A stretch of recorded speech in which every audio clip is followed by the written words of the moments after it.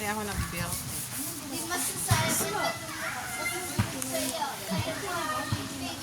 Nice. Usap ko kasi.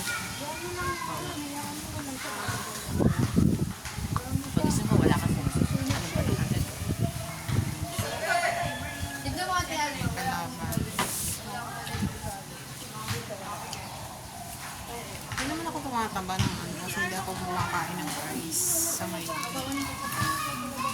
ako kumain ng rice pero nag-ano ako ng bread. Pero hindi na ako kakain na ng rice. I think mag-ano lang ako. Glota na lang ako. May isa pang glota doon.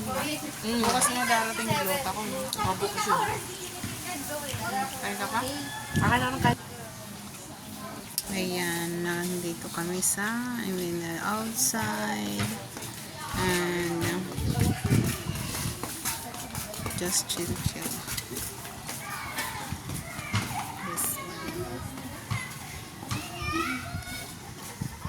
May nangungutang sana si Ate Jenny. Sino? Yung Jenny Jen. And then? Oo. Hindi daw niya alam na ano, i-introduce ko na kapag kailangan mo ng pera ako, binalik ko ulit yung business ko. Pero ako 10% lang. Nangangailangan daw siya nung nakarang araw, 10 daw kailangan ng anak niya. Wala daw silang malapitan. Mabuti na lang daw naggawa ng paraan. Sabi ko, hindi mo ka ako balitaan yun sa akin. Wala akong balita. Pwes ka ako, pag nangailangan ka ako, pwede ako. 10% lang ako. Walang hassle sa magbayad agad ng kapital. Basta magtutubo lang. Mahigpit ako sa tubo.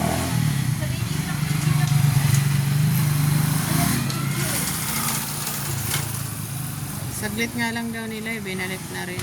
Mga 2 days lang daw. Babalik mo. Hindi, nakakuha na sila doon sa iba daw. Ah. Pero within 2 days lang, binalik nila. Kaya sabi ko, maybe next time. Oh, next time. Next time ka ako, alam mo na. So, nandyan lang ka ako. Magkano ko tayo? Baka depende pag nangailangan sila. Kilala ko naman yan. Kaya, May business naman sila. May naman siya. Tsaka tapos na yung 2 anak niya. Ayaw nga na. Yung isa na lang na yung bunso, first year college. Yung babae. Yung lalaki. Busa pala yun. Oo pala. Yung lalaki, yung bunso. Oo, naalala ko na. Yung ate pala yung musla. Tasda. Yung 2, yun ang tapos na yun.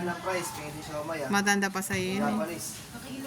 Just guys, update. It's about my business.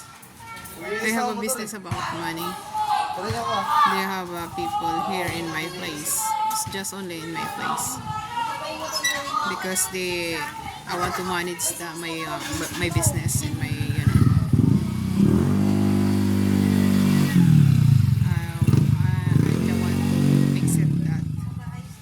I'm the one to manage because I am very strict about the capital and the interest.